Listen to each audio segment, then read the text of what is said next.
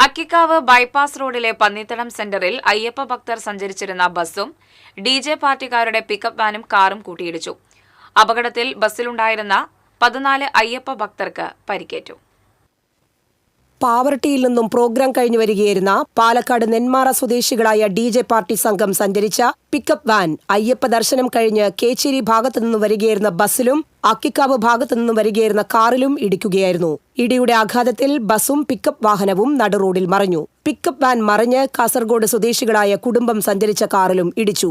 Bus ഇടിച്ച് റോഡരികിലുള്ള തട്ടുകടകളും തകർന്നിട്ടുണ്ട്. പരിക്കേറ്റ കുട്ടികൾ ഉൾപ്പെടെയുള്ള അയ്യപ്പ ഭക്തരെ കുന്നംകുളത്തെ സ്വകാര്യ ആശുപത്രിയിൽ പ്രവേശിപ്പിച്ചു. എരുമപ്പെട്ടി പോലീസും കുന്നംകുളം ഫയർ ആൻഡ് റെസ്ക്യൂ ടീമും നാട്ടുകാരും ചേർന്നാണ് രക്ഷാപ്രവർത്തനം നടത്തിയത്. വാഹനങ്ങൾ ക്രെയിൻ ഉപയോഗിച്ച് എടുത്തുമാറ്റി.